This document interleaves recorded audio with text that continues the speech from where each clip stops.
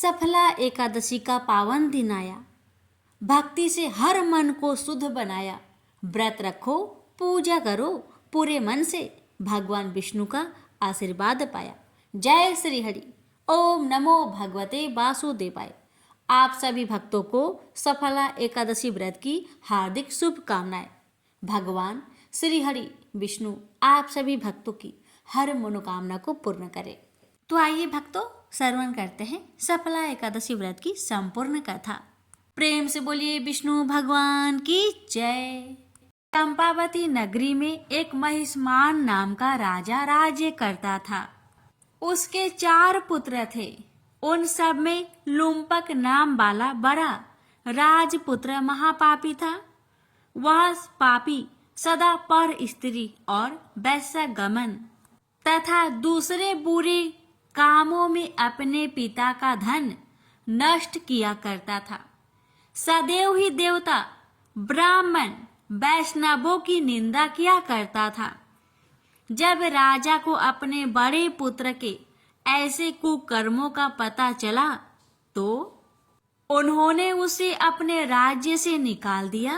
तब वह विचारने लगा कि कहाँ जाऊं, क्या करूं।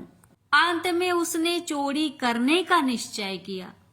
दिन में वह वन में रहता और रात्रि को अपने पिता की नगरी में चोरी करता तथा प्रजा को तंग करने और उन्हें मारने का कुकर्म करता।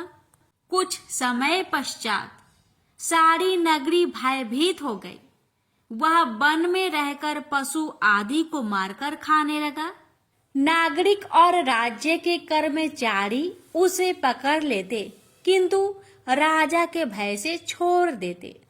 वन में एक अति प्राचीन विशाल पीपल का वृक्ष था, जो लोग उसकी भगवान के समान पूजा करते थे। उसी वृक्ष के नीचे वह महापापी लुम्पक रहता था। इस वन को लोग देवताओं की कीड़ा स्थली मानते थे। कुछ समय पश्चात पौष कृष्ण की 10वीं के दिन वह वस्त्रहीन होने के कारण शीत के चलते सारी रात्रि सो नहीं सका।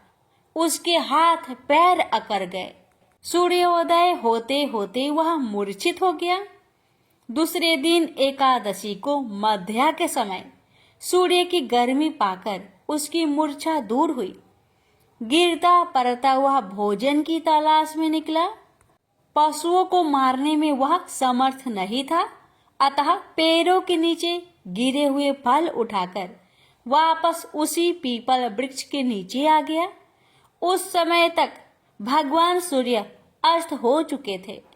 वृक्ष के नीचे फल रखकर कहने लगा, हे भगवान, अब आपके ही अर्पण है ये फल, आप ही तृप्त हो जाइए।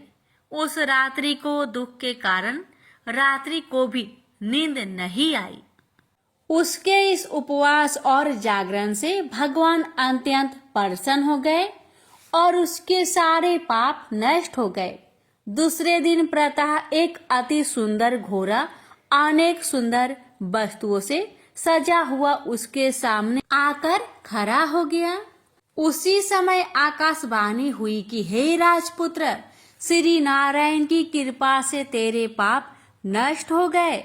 अब तू अपने पिता के पास जाकर राज्य प्राप्त कर। ऐसी वाणी सुनकर वह अत्यंत प्रसन्न हुआ और दिव्य वस्त्र धारण करके भगवान आपकी जय हो कहकर अपने पिता के पास गया। उसके पिता ने प्रसन्न होकर उसे समस्त राज्य का भार सौंप दिया और वन का रास्ता लिया। अब लुम्पक शास्त्र अनुसार राज्य करने लगा। उसके स्त्री, पुत्र आदि सारा कुटुंब भगवान नारायण का परम भक्त हो गया। वृद्ध होने पर वह भी अपने पुत्र को राज्य का भार सौंपकर वन में तपस्या करने चला गया और अंत समय में वैकुंठ को प्राप्त हुआ। अतः जो मनुष्य इस परम पवित्र सफला एकादशी का व्रत करता है उसे अंत में मुक्ति मिलती है। जो नहीं करते वे पूंछ और सींगों से रहित पशुओं के समान है। इस सफला एकादशी के महात्म्य को पढ़ने से अथवा श्रवण करने से मनुष्य को अश्वमेध यज्ञ का फल मिलता है। प्रेम से बोलिए जय श्री हरि। धन्ना जाट का जन्म 20 अप्रैल 1415 को राजस्थान के टोंक जिले के धुआं आकला नाम के गांव में एक सामान्य जाट परिवार में हुआ था।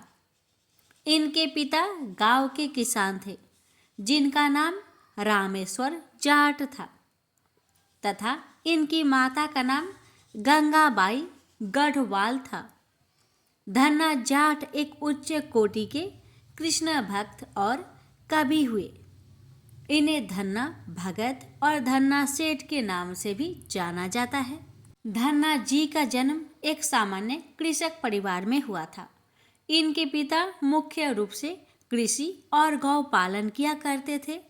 एक दिन धन्ना जी के परिवार के कुलगुरु, जिनका नाम पंडित त्रिलोचन था, तीर्थ यात्रा करके लौटे और कुछ दिनों के लिए धन्ना जी के घर पर ठहरे। पंडित त्रिलोचन शालिग्राम भगवान की सेवा किया करते थे। वे बड़े भाव से शालिग्राम शिला की सेवा करते, पुष्प अर्पित करते और उन्हें भोग लगाने के बाद ही भोजन ग्रहण किया करते थे। बालक धन्ना पंडित जी को ये सब करते देखता था। उसे भगवान का यह सेवा बहुत पसंद आई। कुछ दिन बाद जब पंडित जी जाने लगे तब बालक धन्ना पंडित जी के शालिग्राम भगवान के लिए जिद करने लगा, मुझे ठाकुर जी चाहिए, मुझे ठाकुर जी चाहिए। परंतु पंडित जी अपने ठाकुर जी छोटे से बालक को कैसे दे सकते थे। धन्ना जी को उनके माता पिता ने बहुत समझाया परंतु धन्ना जी नहीं माने। अंत में लोगों ने पंडित जी से कहा, अरे यह तो बालक है, इसे शालिग्राम जैसा कुछ और देकर बहला दो। अगले दिन पंडित जी नदी में स्नान करने गए। वहां से वे एक गोल मटोर थोड़ा बड़ा सा काले रंग का पत्थर ले आए। तब वे धन्ना जी के पास आकर बोले, मैं तुम्हें अपने ठाकुर जी दे दूंगा, लेकिन मेरे पास 2 ठाकुर जी है, बड़े ठाकुर जी और छोटे ठाकुर जी। तुम्हें कौन से ठाकुर जी चाहिए? धन्ना जी ने झट से जवाब दिया, मुझे तो बड़े ठाकुर जी चाहिए। पंडित जी भी यही चाहते थे। पंडित जी ने धन्ना जी को वह बड़ा काला पत्थर बड़े ठाकुर जी बताकर दे दिए। ठाकुर जी को पाकर धन्ना जी बहुत प्रसन्न हो गए। वे बड़े भाव से उनकी सेवा करने लगे। धन्ना जी गाय चराते, खेतों में जाते तो ठाकुर जी को अपने साथ ले जाते। धन्ना जी की माँ ने उनको बाजरे की रोटी, साग, अचार और गुड़ खाने को दिया। अब धन्ना जी ने भी निश्चय किया कि वे भी पंडित जी की तरह ठाकुर जी को भोग लगाने के बाद ही भोजन ग्रहण करेंगे। धन्ना जी ने खेत में बहुत प्रेम से ठाकुर जी को पुकारकर भोग लगाया, परंतु ठाकुर जी भोग लगाने नहीं आए। धन्ना जी ने निश्चय किया, जब तक ठाकुर जी स्वयं प्रकट होकर भोग नहीं लगाते, वे भी भोजन ग्रहण नहीं करेंगे। जब ठाकुर जी ने धन्ना जी की रोटी का भोग नहीं लगाया तो धन्ना जी ने शाम को वह रोटी गाय को खिला दी। 3 दिनों तक ऐसा ही चलता रहा। न तो ठाकुर जी भोग लगाते और न धन्ना जी भोजन ग्रहण करते। चौथे दिन धन्ना जी की माता जी फिर से रोटी लेकर आई। अब धन्ना जी खेतों में जोर जोर से रोने लगे और ठाकुर जी से गुहार लगाने लगे। वे बोले, आप तो बड़े ठाकुर जी हैं, आपको तो लोग रोज ही 56 भोग जिमाते होंगे, परंतु मैं बालक 3 दिन से भूखा और परेशान हूँ। आपको मुझ पर दया नहीं आती क्या? मुझ पर दया करके ही थोड़ा भोग लगा लो, जिससे मैं भी कुछ खा सकूं। पंडित जी ने कहा है कि आपको खिलाए बिना कुछ नहीं खाना, इसलिए पहले आप खा लो, उसके बाद ही मैं खा सकूंगा। धन्ना जी की भोलेपन से की गई प्रार्थना सुनकर भगवान श्री कृष्ण साक्षात प्रकट हो गए। अपने ठाकुर जी को देखकर धन्ना जी बहुत प्रसन्न हुए। उन्होंने ठाकुर जी को माँ की दी हुई बाजरे की रोटी, साग और गुड़ खाने को दिया। ठाकुर जी बड़े चाव से रोटी खाने लगे। 4 रोटियों में से 2 रोटी ठाकुर जी ने खा ली। जब ठाकुर जी तीसरी रोटी खाने लगे तब धन्ना जी ने उनका हाथ पकड़ लिया और कहा, सारी रोटियां आप ही खा जाएंगे, मुझे भी तो भूख लगी है। मैंने तो 4 दिनों से कुछ भी नहीं खाया। 2 रोटी आपने खा ली, अब 2 रोटी मेरे लिए छोड़ दो। यह सुनकर ठाकुर जी मुस्कुराने लगे और बची हुई 2 रोटियां धन्ना जी ने खाई। अब तो यह उनका रोज का नियम हो गया। धन्ना जी जब गाय चराने जाते तो खेतों में जाकर ठाकुर जी के साथ ही भोजन करते।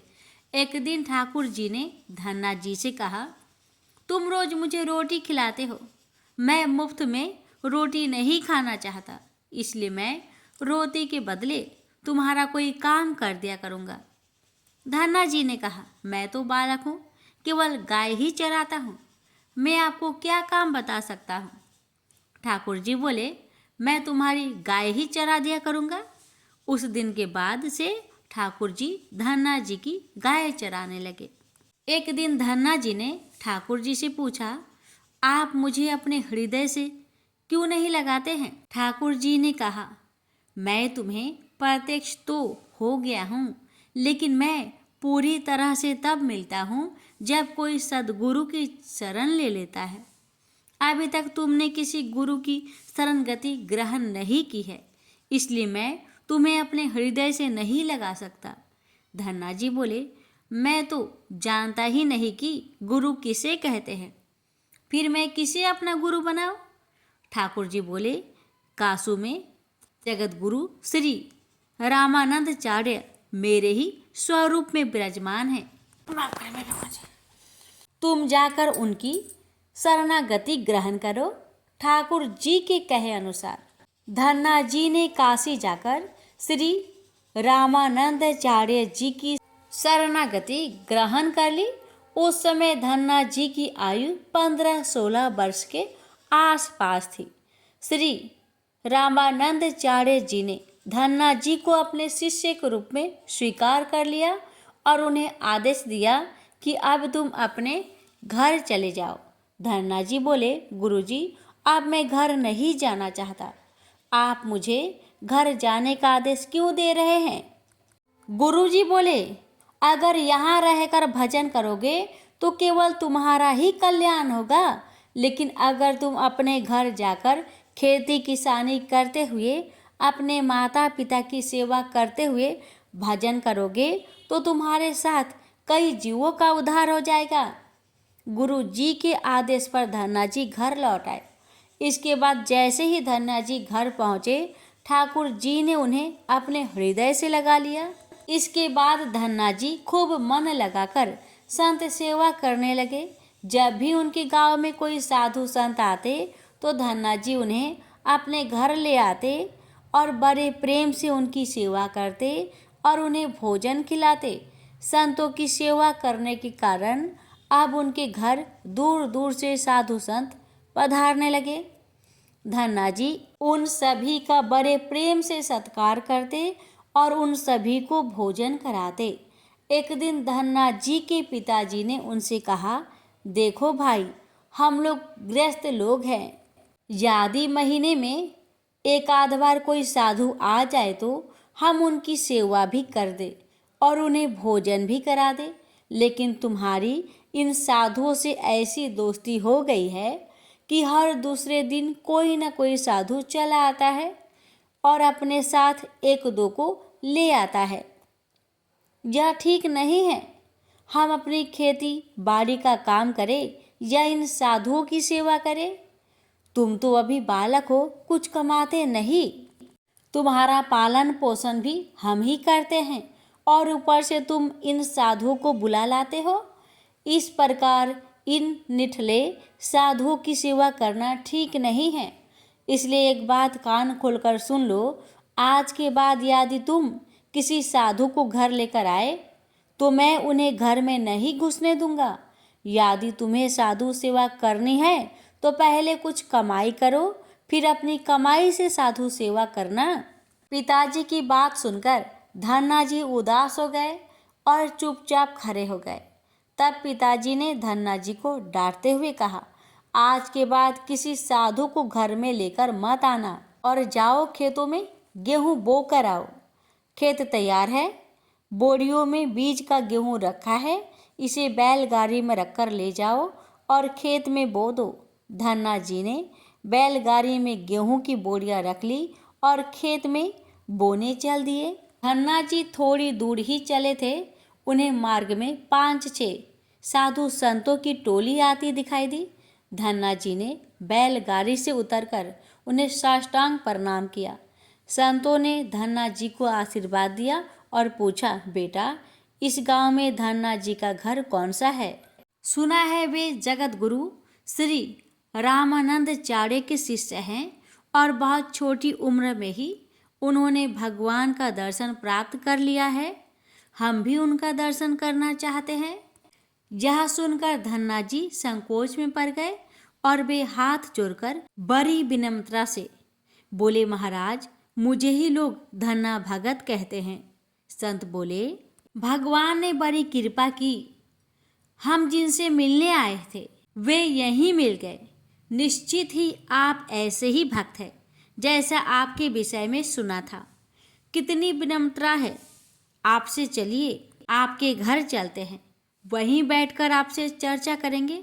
धन्ना जी ने सोचा, अभी पिताजी ने साधुओं को घर लाने के लिए मना किया है, यदि मैं खेतों में बीज बोने के बजाय इन साधु संतों को घर ले गया तो पिताजी आसमान सिर पर उठा लेंगे और इन साधुओं को भी भगा देंगे। तब धन्ना जी कुछ विचार करके बोले, महाराज अभी घर पर कोई नहीं है, मैं भी खेत की तरफ जा रहा हूँ, आप भी मेरे साथ वहीं चलिए। संत बोले, ठीक है, हमें तो आपसे मिलना था, अब आप जहाँ ले चले हम वहीं चलेंगे। फिर धन्ना जी उन सभी को अपने खेत ले गए। खेत में एक पेड़ के नीचे बने चबूतरे पर साधुओं को बैठाकर बोले, महाराज आप यहीं पर कुछ देर विश्राम कीजिए, तब तक मैं आपके भोजन की व्यवस्था करता हूँ। यह कहकर धन्ना जी वहाँ से बैलगाड़ी लेकर चले गए। बैलगाड़ी लेकर धन्ना जी सीधे बनिए की दुकान पर पहुँचे। वहाँ पर उन्होंने बैलगाड़ी में बीज वाला गेहूँ जो खेत में बोने के लिए रखा था उसे बनियों को बेच दिया और उससे दाल बाटी और चूरमा बनाने का सारा सामान खरीद लिया। सामान लेकर धन्ना जी खेत पहुँचे। वहाँ पर उन्होंने संतों के साथ मिलकर बहुत बढ़िया दाल बाटी और चूरमे का प्रसाद बनाया। भगवान को प्रसाद का भोग लगाने के बाद बड़े प्रेम से उन्होंने सभी संतों को भोजन करवाया। इसी बीच भगवत चर्चा भी होती रही। संतों को भोजन करवाने के बाद बड़े प्रेम से उन्हें विदा भी कर दिया। संतों के जाने के बाद धन्ना जी सोचने लगे कि बीज वाले गेहूं को तो बेचकर संतों को भोजन करा दिया, अब खेत में क्या बोया जाए। अगर पिताजी से फिर बीज मांगने गया तो पिताजी बहुत नाराज होंगे। यह सोचकर धन्ना जी ने बोरियों में रेत भर ली और आसपास के लोगों को दिखाने के लिए उस रेत को ही खेतों में बोने लगे। धन्ना जी ने राम राम का नाम लेते हुए शाम तक बोरियों की सारी रेत खेत में छिड़क दी। आसपास के खेत वाले देख रहे थे कि धन्ना जी खेतों में गेहूं बो रहे हैं, परंतु वे तो खेतों में रेत बो रहे थे। खेत बोने के बाद धन्ना जी बड़े प्रसन्न मन से घर की ओर चल दिए। वे सोचने लगे, खेतों में तो कुछ उगना नहीं है तो देखभाल भी नहीं करनी पड़ेगी। पर पिताजी ने पूछा, खेत बो आए? धन्ना जी बोले, जी पिताजी बो आया। कुछ दिन बाद धन्ना जी के पिताजी और गांव के कुछ लोग, बड़े बूढ़े लोग धन्ना जी के पास आए और बोले, तुमने कैसा खेत बोया है? ऐसी फसल तो हमने अपने जीवन में आज तक नहीं देखी। ऐसा लगता है जैसे गेहूं का एक एक दाना नाप नाप कर एक समान दूरी पर बोया गया है और सारे ही दाने उग आए हैं। इतनी सुंदर फसल तो हमने आज तक नहीं देखी। यह सब तुमने कैसे किया? धन्ना जी सोचने लगे, ये सब उनको ताने मार रहे हैं। खेत में कुछ उगा ही नहीं होगा, इसलिए ऐसी बातें बोल रहे हैं। तब धन्ना जी ने स्वयं खेत पर जाकर देखा। वहां जाकर वे आश्चर्यचकित रह गए। उन्होंने देखा जिस खेत में उन्होंने रेत बोई थी वहां पर फसल उगाई है, और ऐसी सुंदर फसल उन्होंने भी कभी नहीं देखी थी। फसल को देखकर धन्ना जी को भगवान की कृपा का एहसास हुआ और उनकी आंखों से आंसू निकल आए। धन्ना जी जोर जोर से रोने लगे। जब धन्ना जी के पिताजी और अन्य गांव वालों ने रोने का कारण पूछा, तब धन्ना जी ने रोते हुए सारी घटना कह सुनाई। धन्ना जी बोले, पिताजी, जिस दिन आपने संतों को घर लाने के लिए मना किया था और खेत में बोने के लिए गेहूं दिया था, उसी दिन खेतों की तरफ जाते समय मार्ग में मुझे कुछ संत मिल गए। मैंने उन संतों को अपने खेत पर ठहराया और बीज वाला गेहूं बनियों को बेचकर संतों को भोजन करवा दिया। इसके बाद मैंने खेतों में रेत बो दी। रेत बोने के बाद यह फसल कैसे उगाई मुझे नहीं मालूम। धन्ना जी की बात सुनकर उनके पिताजी के भी आंसू निकल आए। वे बोले, मेरा धन्य भाग जो मेरे घर में ऐसा पुत्र ने जन्म लिया है। आज के बाद हम तुम्हें रोकेंगे नहीं। खूब साधु बुलाओ, खूब संत सेवा करो, हम तुम्हें अब कभी मना नहीं करेंगे। आज से मैं भी भगवान की भक्ति किया करूँगा और तुम्हारे साथ संतों की सेवा किया करूँगा। इसके बाद धन्ना जी और उनके परिवार वाले खूब संत सेवा करने लगे। कुछ समय बाद धन्ना जी की उगाई हुई फसल को काटने का समय आ गया। उस फसल से उतने ही आकार की खेती से 50 गुना ज्यादा गेहूं निकला। यह गेहूं इतना ज्यादा था कि उसे रखने तक की जगह नहीं बची थी। गांव के सभी लोग धन्ना जी की फसल देखकर आश्चर्य करने लगे। अब धन्ना जी और उनका परिवार अपनी क्षमता के अनुसार खूब संत सेवा और भगवान की भक्ति करने लगे। उनके घर में हमेशा साधु संतों का तांता लगा रहता। साधु संतों की बड़ी बड़ी जमातें आती। धन्ना जी सभी का बड़े प्रेम से सत्कार करते। अब धन्ना जी जब भी खेतों में फसल बोते, हर बार ऐसा ही फसल होने लगी। अब धन्ना जी अपने गांव के बड़े किसान बन गए। गांव के सभी लोग धन्ना जी को चमत्कारी संत मानने लगे और उनके खेतों की मिट्टी को भी चमत्कारी मानने लगे। जिन लोगों के खेतों में पर्याप्त फसल नहीं होती थी, वे लोग धन्ना जी के खेतों की मिट्टी ले जाकर अपने खेतों में छिड़क देते। इससे उनकी फसल भी अच्छी होने लगी। चारों तरफ धन्ना जी की जय जयकार होने लगी। एक बार भगवान ने धन्ना जी की परीक्षा लेनी चाहिए। धन्ना जी के गांव में अकाल पड़ गया। धन्ना जी बड़े किसान थे। उनके पास बहुत खेती थी और अन्न के भंडार भरे थे। अकाल के कारण उनके गांव और आसपास के क्षेत्रों के ब्राह्मण, संत, गरीब और जरूरतमंद लोग धन्ना जी के पास मदद की उम्मीद से आने लगे। धन्ना जी भी उन्हें दोनों हाथों से भंडार लुटाने लगे। कभी कोई जरूरतमंद उनके घर से खाली हाथ नहीं लौटता। धीरे धीरे धन्ना जी का अन्न भंडार समाप्त होने लगा, परंतु धन्ना जी ने निश्चय किया, जब तक उनका सामर्थ्य है वे किसी भी जरूरतमंद को निराश नहीं करेंगे। अपना सब कुछ बेचकर भी वे लोगों की मदद करेंगे।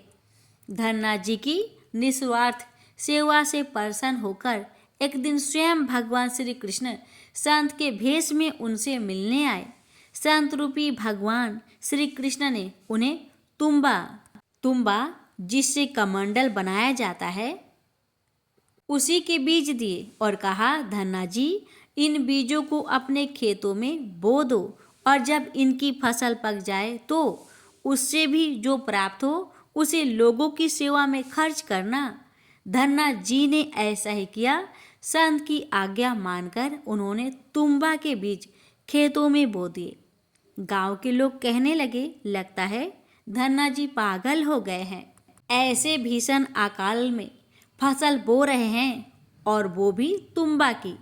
इस कड़ुए तुम्बा को तो पशु भी नहीं खाते। यह तो केवल कमंडल बनाने के काम आता है। यदि ऐसी फसल उग भी गई तो उसका क्या फायदा। परंतु धन्ना जी ने संत के कहे अनुसार अपने खेतों में तुम्बा के बीज बो दिए। कुछ दिन बाद तुम्बा की फसल उग आई। सभी लोग आश्चर्य करने लगे कि ऐसे भीषण अकाल में बिना पानी की कोई फसल कैसे उग सकती है। कुछ ही दिनों में धन्ना जी का खेत हरा भरा हो गया। इसी बीच धन्ना जी जरूरतमंदों की सेवा करते रहे। धन्ना जी ने अपना सारा अन्न भंडार सेवा में लुटा दिया। उनके घर में जो फसलें के बीज रखे थे वे भी उन्होंने संतों के भोजन के लिए दान कर दिए। अब उनके पास अपने परिवार के गुजारे लायक भी अन्न नहीं बचा था। गांव के लोग कहने लगे, बड़ा मूर्ख है धन्ना, जो सारा अन्न लुटा दिया, अपने परिवार के लिए भी कुछ नहीं रखा, और इसने फसल भी बोए तो टुम्बा की, जिसे खा भी नहीं सकते। धन्ना जी को लोगों की बातों से कोई फर्क नहीं पड़ा। वे तो भगवान का नाम लेते रहते थे और लोगों की मदद करते रहते थे। एक दिन ऐसा आया जब धन्ना जी की खेतों में लगी फसल पक गई। उनके खेतों में तुम्बा के बड़े बड़े फल दिखाई दे रहे थे। धन्ना जी ने सोचा, अब दान करने के लिए तो कुछ है नहीं, अब इन तुम्बा से कमंडल बनाकर संतों को दिया करेंगे। धन्ना जी खेतों में लगे सभी तुम्बा के फल तोड़कर घर ले आए। घर आकर जैसे ही उन्होंने एक तुम्बा को कमंडल बनाने के लिए काटा, उन्होंने देखा यह तुम्बा हीरे, मोती, जवाहरत और कीमती रत्नों से भरा हुआ था। तुम्बा को कीमती रत्नों से भरा देखकर धन्ना जी आश्चर्यचकित रह गए। उनके पास तो तुम्बा की पूरी फसल थी। उन्होंने देखा सभी तुम्बा के फसलों में ऐसे ही कीमती रत्न भरे हुए थे। अब उनके पास इतने कीमती रत्न और जवाहरत हो गए थे जितने किसी राजा के पास भी शायद ही हो। इस चमत्कार को देखने के बाद धन्ना जी को उन संत की याद आई जिन्होंने उन्हें तुम्बा के बीज दिए थे। उन संत ने कहा था कि इस फसल से जो भी प्राप्त हो उससे लोगों की सेवा करना। अब धन्ना जी उस धन से लोगों की सेवा करने लगे। वे फिर से दोनों हाथों से लोगों की मदद करने लगे। उस समय वह अकाल कई वर्षों तक चला। उस समय धन्ना जी ने अपने घर में और आसपास के सभी गांव में लोगों को भोजन करवाने के लिए भंडारे शुरू करवा दिए। आसपास के सैकड़ों गांव के लाखों लोग वर्षों तक धन्ना जी के भंडारे में 3 समय भरपेट भोजन किया करते थे। धन्ना जी ने अपने जीवन काल में उस धन से कई मंदिर, बावड़ियाँ, तालाब और धर्मशालाएं बनवाई और हर तरह से साधु संतों और लोगों की मदद की। इस तरह लोग धन्ना जी को धन्ना सेठ कहकर बुलाने लगे। धन्ना जी जैसा धनी आज तक कोई नहीं हुआ। वे धन और मन दोनों के धनी थे। आज भी उनके ही नाम से अत्यंत धनी लोग को धन्ना सेठ के नाम से बुलाया जाता है। प्रेम से बोलिए श्री कृष्ण भगवान की जय। श्री भगवान ने कहा, हे अर्जुन, अब मैं तुझे ईर्ष्या न करने के लिए इस परम गोपनीय ज्ञान को अनुभव सहित करता हूँ, जिसको जानकर तू इस दुख रूपी संसार से मुक्त हो सकेगा। यह ज्ञान सभी विद्याओं का राजा, सभी गोपनीयों से भी अति गोपनीय, परम पवित्र, परम श्रेष्ठ है। यह ज्ञान धर्म के अनुसार सुखपूर्वक कर्तव्य कर्म के द्वारा अविनाशी परमात्मा का प्रत्यक्ष अनुभव कराने वाला है। हे परंतप, इस धर्म के प्रति श्रद्धा न रखने वाले मनुष्य मुझे न प्राप्त होकर जन्म मृत्यु रूपी मार्ग से इस संसार में आते जाते रहते हैं। मेरे कारण ही यह सारा संसार दिखाई देता है और मैं ही इस संपूर्ण जगत में अदृश्य शक्ति रूप में सभी जगह स्थित हूँ। सभी प्राणी मुझ में ही स्थित है, परंतु मैं उनमें स्थित नहीं हूँ। हे अर्जुन, यह मेरी ऐश्वर्य पूर्ण योग शक्ति को देख। यह संपूर्ण सृष्टि मुझ में कभी स्थित नहीं रहती है, फिर भी मैं सभी प्राणियों का पालन पोषण करने वाला हूँ और सभी प्राणियों में शक्ति रूप में स्थित हूँ, परंतु मेरा आत्मा सभी प्राणियों में स्थित नहीं रहता है, क्योंकि मैं ही सृष्टि का मूल कारण हूँ। इस प्रकार सभी जगह बहने वाली महान वायु सदैव आकाश में स्थिर रहती है, उसी प्रकार सभी प्राणी मुझ में स्थिर रहते हैं। हे कुंती पुत्र, कल्प के अंत में सभी प्राणी मेरे प्रकृति में प्रवेश करके विलीन हो जाते हैं और अगले कल्प के आरंभ में उनको अपनी इच्छा शक्ति से फिर उत्पन्न करता हूँ। 84 लाख योनियों में सभी प्राणी अपनी इच्छा शक्ति के कारण बार बार मेरी इच्छा शक्ति से विलीन उत्पन्न होते रहते हैं। यह सभी पूर्ण रूप से स्वतः मेरी इच्छा शक्ति के अधीन होते हैं। हे धनंजय, यह सभी कर्म मुझे बांध नहीं पाते, क्योंकि मैं उन कार्यों में बिना किसी फल की इच्छा से उदासीन भाव से स्थिर रहता हूँ। हे कुंती पुत्र, मेरी अक्षता मैं मेरी भौतिक प्रकृति सभी चर तथा अचर जीव उत्पन्न और विनिष्ट करती रहती है। इसी कारण से यह संसार परिवर्तनशील है।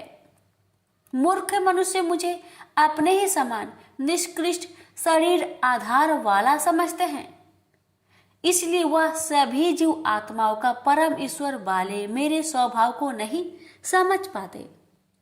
ऐसे मनुष्य कभी न पूर्ण होने वाली आशा में, कभी न पूर्ण होने वाले कर्मों में और कभी न प्राप्त होने वाले ज्ञान में विशेष रूप से मोहग्रस्त हुए मेरी मोहने वाली भौतिक प्रकृति की ओर आकर्षित होकर निश्चित रूप से राक्षसी वृत्ति और असुरी स्वभाव धारण किए रहते हैं। ये पृथा पुत्र, मोह से मुक्त हुए महापुरुष देवीय स्वभाव को धारण करके मेरी शरण ग्रहण करते हैं और मुझको सभी जीव आत्माओं का उद्यम जानकर अनन्य भाव से मुझ अविनाशी का स्मरण करते हैं। ऐसे महापुरुष दृढ़ संकल्प से प्रयत्न करके निरंतर मेरे नाम और महिमा का गुणगान करते हैं और सदैव मेरी पूजा में स्थिर होकर मुझे बार बार प्रणाम करते हुए मेरी पूजा करते हैं। कुछ मनुष्य ज्ञान के अनुशीलन द्वारा यज्ञ करके, कुछ मनुष्य मुझे एक ही तत्व जानकर, कुछ मनुष्य अलग अलग तत्व जानकर अनेक विधियों से निश्चित रूप से मेरे विश्व स्वरूप की पूजा करते हैं। हे अर्जुन, मैं ही वैदिक कर्म कांड को करने वाला हूँ, मैं ही यज्ञ हूँ, मैं ही पितरों को दिए जाने वाला तर्पण हूँ, मैं ही जड़ी बूटी रूप में औषधि हूँ, मैं ही मंत्र हूँ, मैं ही घृत हूँ, मैं ही अग्नि हूँ और मैं ही हवन में दी जाने वाली आहुति हूँ। इस संपूर्ण ब्रह्मांड का मैं ही पालन करने वाला पिता हूँ, मैं ही उत्पन्न करने वाली माता हूँ, मैं ही मूल स्रोत दादा हूँ, मैं ही इसे धारण करने वाला हूँ, मैं ही पवित्र करने वाला ओमकार शब्द से जानने योग्य हूँ, मैं ही ऋग्वेद, सामवेद और यजुर्वेद हूँ, मैं ही सभी प्राप्त होने वाला परम लक्ष्य हूँ, मैं ही सभी का भरण पोषण करने वाला हूँ, मैं ही सभी का स्वामी हूँ, मैं ही सभी के अच्छे बुरे कर्मों को देखने वाला हूँ, मैं ही सभी का परम धाम हूँ, मैं ही सभी की शरण स्थली हूँ, मैं ही सभी से प्रेम करने वाला घनिष्ठ मित्र हूँ, मैं ही सृष्टि को उत्पन्न करने वाला हूँ, मैं ही सृष्टि के संहार करने वाला हूँ, मैं ही सभी का स्थिर आधार हूँ, मैं ही सभी को आश्रय देने वाला हूँ और मैं ही सभी का अविनाशी कारण हूँ। हे अर्जुन, मैं ही सूर्य रूप में तपकर जल को भाप रूप में रोक कर बारिश रूप में उत्पन्न करता हूँ। मैं ही निश्चित रूप से अमर तत्व हूँ। मैं ही मृत तत्व हूँ। मैं ही सत्य रूप में सत्य हूँ और मैं ही असत्य रूप में पदार्थ हूँ। जो मनुष्य तीनों वेदों के अनुसार यज्ञों के द्वारा मेरी पूजा करके सभी पापों से पवित्र होकर सोमरस को पीने वाले की स्वर्ग लोकों की प्राप्ति के लिए प्रार्थना करते हैं, वह मनुष्य अपने पुण्य के फल स्वर्ग इंद्रलोक में जन्म को प्राप्त होकर स्वर्ग में देवी देवताओं वाले सुखों को भोगते हैं। वह जीव आत्मा उस विशाल स्वर्ग लोक के सुखों का भोग करके पुण्य फलों के समाप्त होने पर इस मृत्यु लोक में पुनः जन्म को प्राप्त होते हैं। इस प्रकार तीनों वेदों के सिद्धांतों का पालन करके सांसारिक सुख की कामना वाले मनुष्य बार बार जन्म और मृत्यु को प्राप्त होते हैं। जो मनुष्य एकमात्र मुझे लक्ष्य मानकर अनन्य भाव से मेरी स्मरण करते हुए कर्तव्य कर्म द्वारा पूजा करते हैं, जो सदैव निरंतर मेरी भक्ति में लीन रहता है, उस मनुष्य की सभी आवश्यकताएं और सुरक्षा की जिम्मेदारी मैं स्वयं निभाता हूँ। हे कुंती पुत्र, जो भी मनुष्य श्रद्धा पूर्वक भक्ति भाव से अन्य देवी देवताओं को पूजा करते हैं, वह भी निश्चित रूप से मेरी ही पूजा करते हैं, किंतु उनका वह पूजा करना अज्ञानता पूर्ण मेरी प्राप्ति की विधि से अलग त्रुटि पूर्ण होता है। मैं ही निश्चित रूप से समस्त यागों का भोग करने वाला हूँ और मैं ही स्वामी हूँ, परंतु वह मनुष्य मेरी वास्तविक रूप को तत्व से नहीं जानते, इसलिए वह कामनाओं के अनुसार पूर्ण जन्म को प्राप्त होते हैं। जो मनुष्य देवताओं की पूजा करते हैं, वह देवताओं को प्राप्त होते हैं। जो अपने पूर्वजों की पूजा करते हैं, वह पूर्वजों को प्राप्त होते हैं। जो भूतों की पूजा करते हैं, वह उन भूतों के कुल को प्राप्त होते हैं, परंतु जो मनुष्य मेरी पूजा करते हैं, वह मुझे ही प्राप्त होते हैं। जो मनुष्य एक पत्ता, एक फूल, एक फल, थोड़ा सा जल और कुछ भी निष्काम भक्ति भाव से अर्पित करता है, उस शुद्ध भक्त का निष्काम भक्ति भाव से अर्पित किया हुआ सभी कुछ मैं स्वीकार करता हूँ। हे कुंती पुत्र, तू जो भी कर्म करता है, जो भी खाता है, जो भी हवन करता है, जो भी दान देता है और जो भी तपस्या करता है, उस सभी को मुझे समर्पित करते हुए कर। इस प्रकार तू समस्त अच्छे और बुरे कर्मों के फलों के बंधन से मुक्त हो जाएगा और मन से सभी सांसारिक कर्मों को त्याग कर मन को परमात्मा में स्थिर करके विशेष रूप से मुक्त होकर मुझे ही प्राप्त होगा। मैं सभी प्राणियों में समान रूप से स्थित हूँ। सृष्टि में न किसी से देश रखता हूँ और न ही कोई मेरा प्रिय है, परंतु जो मनुष्य शुद्ध भक्ति भाव से मेरा स्मरण करता है, तब वह मुझ में स्थिर रहता है और मैं भी निश्चित रूप से उसमें स्थिर रहता हूँ। आदि कोई भी अत्यंत दुराचारी मनुष्य अनन्य भाव से मेरा निरंतर स्मरण करता है, तो वह निश्चित रूप से साधु ही समझना चाहिए, क्योंकि वह संपूर्ण रूप से मेरी भक्ति में स्थित है। हे अर्जुन, वह शीघ्र ही मन से शुद्ध होकर धर्म का आचरण करता हुआ चिर अस्थायी परम शांति को प्राप्त होता है। इसलिए तू निश्चित होकर घोषित कर दे कि मेरा भक्त कभी नष्ट नहीं होता। हे पृथा पुत्र, स्त्री, वैश्य, शूद्र, अन्य किसी भी निम्न योनि में उत्पन्न होने वाले मनुष्य हो, वह भी मेरी शरण ग्रहण करके मेरी परम धाम को ही प्राप्त होते हैं। तो फिर पुण्य आत्मा ब्राह्मणों, भक्तों और राजश्री क्षत्रियों का तो कहना ही क्या।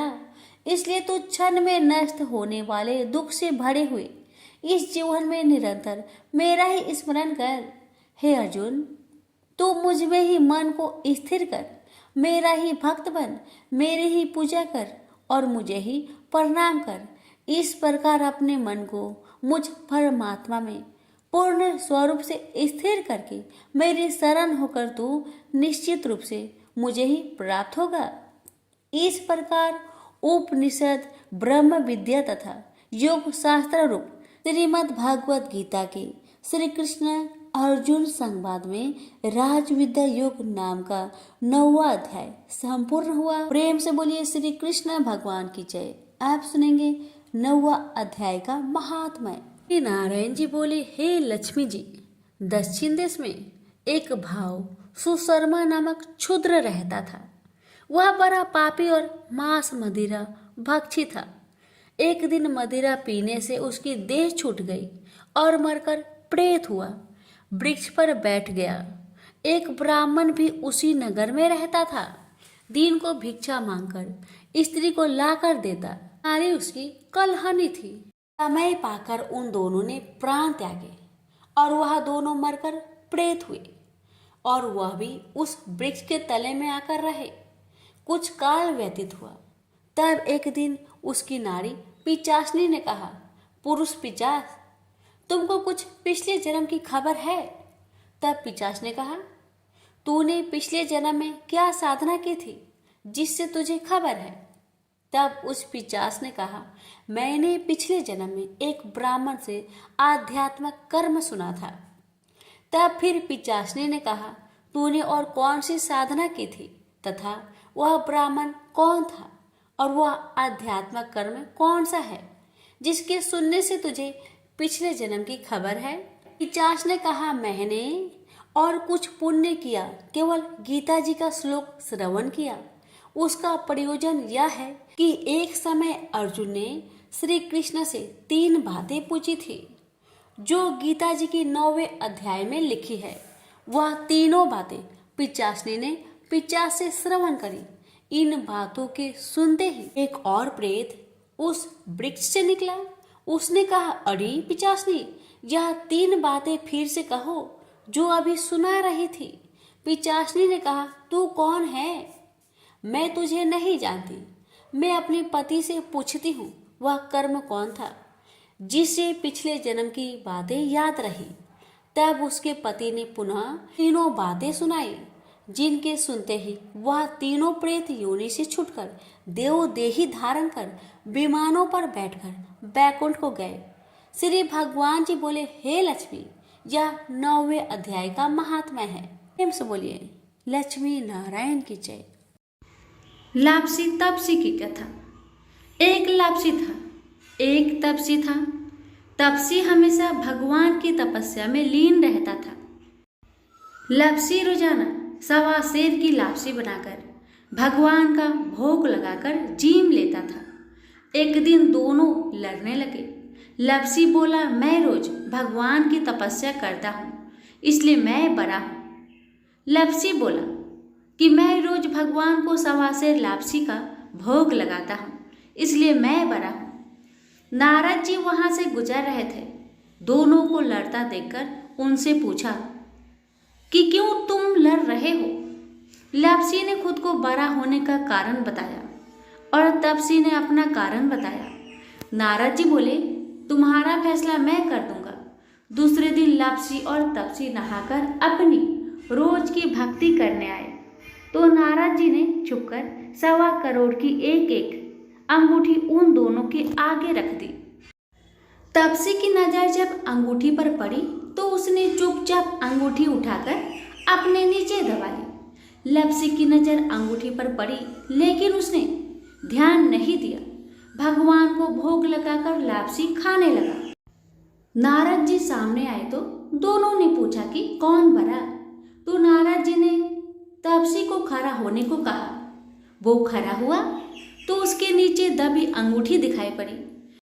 नारद जी ने तपसी से कहा, तपस्या करने के बाद भी तुम्हारी चोरी करने की आदत नहीं गई, इसलिए लापसी बड़ा है और तुम्हें तुम्हारी तपस्या का कोई भी फल नहीं मिलेगा। तपसी शर्मिंदा होकर माफी मांगने लगा। उसने नारद जी से पूछा, मुझे मेरी तपस्या का फल कैसे मिलेगा? नारद जी ने कहा, यदि कोई गाय और कुत्ते की रोटी नहीं बनाएगा तो फल तुझे मिलेगा। यदि कोई ब्राह्मण को भोजन करवाकर दक्षिणा नहीं देगा तो फल तुझे मिलेगा। यदि कोई साड़ी के साथ ब्लाउज नहीं देगा तो फल तुझे मिलेगा। यदि कोई दिए से दिया जलाएगा तो फल तुझे मिलेगा। यदि कोई सारी कहानी सुने लेकिन तुम्हारी कहानी नहीं सुने तो फल तुझे मिलेगा। उसी दिन से हर व्रत कथा कहानी के साथ लापसी तापसी की कहानी भी सुनी और कही जाती है। प्रेम से बोलिए लक्ष्मी नारायण की जय।